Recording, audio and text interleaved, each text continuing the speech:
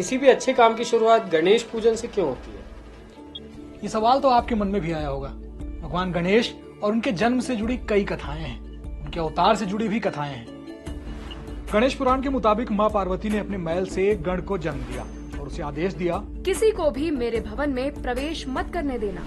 इसी बीच भगवान शंकर वहां आए तो बालक ने उन्हें रोका और कहा, आप अंदर नहीं जा सकते। फिर उनके बीच युद्ध छिड़ गया।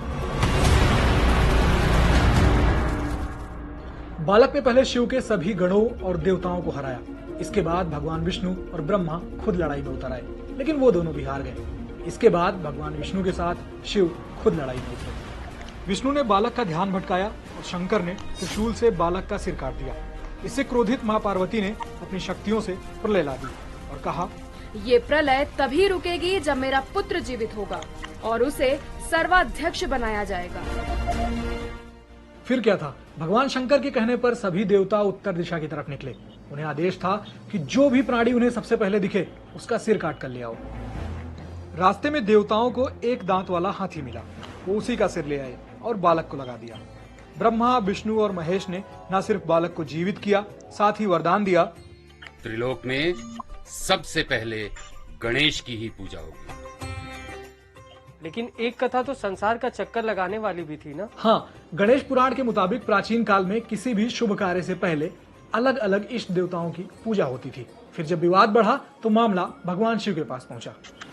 भगवान ने एक प्रतियोगिता रखी और कहा, जो भी पहले संसार का एक चक्कर पूरा करेगा वही प्रथम पूज्य होगा।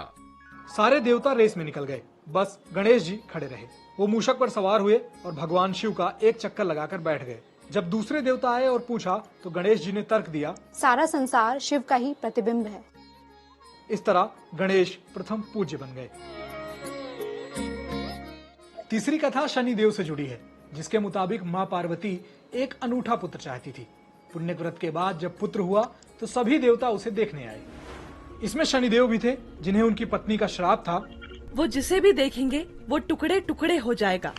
उनकी एक नजर जैसे ही बालक पर पड़ी, उसका सिर धड़ से अलग हो गया।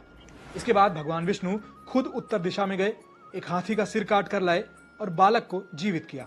साथ ही वरदान दिया, आज से गणेश प्रथम पूज्य होंगे।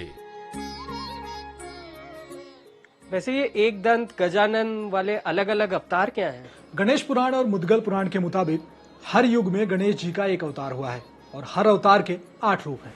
जैसे सतयुग में महोत्कट, त्रेता युग में श्री मयूरेश्वर, द्वापर युग में गजानन, कलयुग में धूम्रकेतु। इन सभी 4 अवतारों के 8-8 रूप हैं।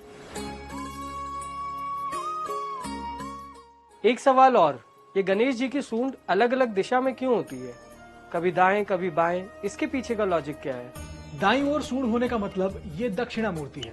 सामाजिक बल बढ़ाने या किसी भी योग को सिद्ध करने की कामना रखने वाले लोग इनकी पूजा करते हैं। वहीं बाईं ओर मुड़ी सूंड हर घर में दिख जाती है। ये मानसिक शीतलता, सुख और आनंद के प्रतीक है। सीधी सूंड वाले गणेश जी संतुलन और ऊपर की ओर सूंड वाले गणेश जी अध्यात्म को जगाते हैं। मूषक के अलावा गणेश जी क्या शेर की भी सवारी करते हैं? मूषक पर सवार गणेश जी 2 तरह के हैं, एक दंत और 2 दंत। यहाँ एक दांत एकाग्रता और मूषक इच्छाओं का प्रतीक है, मतलब एकाग्रता के साथ इच्छाओं को नियंत्रित करना। वहीं 2 दांत वाले गणेश अभिमान, लालच और अज्ञान से उपजे मोह को नियंत्रित करते हैं। रही बात शेर पर सवार गणेश जी की, तो उनके 10 हाथ हैं और ये रूप ईर्ष्या की प्रवृत्ति को नियंत्रित करता है। वहीं मोर पर बैठे गणेश कामुकता और छल कपट को रोकते हैं। गणेश जी की एक छवि 3 आंख वाली भी है, जो मूषक पर सवार है। ये रूप गुस्से को नियंत्रित करता है। गणेश जी शेषनाग पर भी सवारी करते हैं, जो अहंकार को रोकने का प्रतीक है। तो ये थी भगवान गणेश और उनसे जुड़ी कहानियां। आपको गणेश चतुर्थी की बहुत बधाई।